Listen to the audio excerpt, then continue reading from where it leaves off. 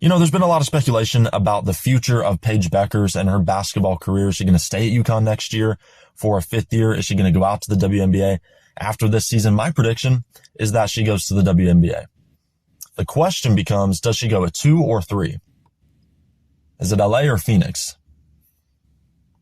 LA has to take her at number 2. If Paige comes out, which I think is more likely than not, LA has to take her. They are in desperate need of a young, dynamic playmaker. Paige fits that description perfectly. Her spatial awareness, her live ball processing abilities,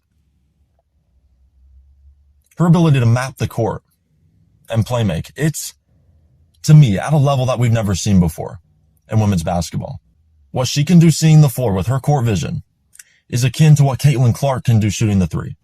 Paige is a tactical player. She's going to diagnose what the defense is doing wrong. She's going to diagnose the weaknesses.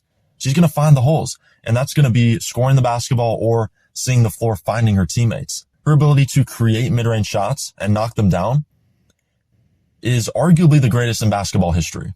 Okay? She is elite from the mid-range. She's a great off-ball scorer. Catch and shoot. Driving against aggressive closeouts. Defensively. Tough nut to crack in isolation. Great steals player. She does have to improve in terms of her freelancing off the ball over helping, but if she can get that cleaned up, she's going to be an elite two-way WNBA player. She has the potential to be an all-WNBA defensive player while being an MVP candidate and one of the best in the league every single year. Paige Bueckers in the WNBA, and this is my last point for this video. This is very important. Paige Bueckers in the WNBA is going to be like Sabrina Ionescu. Ball dominant, somebody who can play the point guard position, who can distribute, but can score off the ball. What do we see with Sabrina in New York?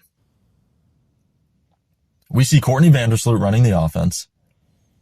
Sabrina's on the ball some of the time, but she's running around,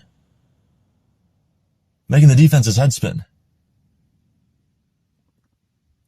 finding her spots for threes. That's what Paige is going to do. From 3, from the mid-range. We're seeing it at UConn this year. Because they have Nika, because they have KK, Paige can play off the ball more than she ever has. If you're LA, you have to take Paige Bueckers. That's the bottom line. And if they're crazy enough to take Cameron Brink, then Phoenix will happily take her at number 3, and that would be a good fit. Taking over for Diana Taurasi. This is probably DT's last season. Nothing definite, but that's just, what people feel at this point. That's what I feel at this point. So, going to be interesting to see what happens with Paige Bueckers. If she comes out, which I think she does, then LA has to take her. It would be a monumental, historic mistake if they didn't.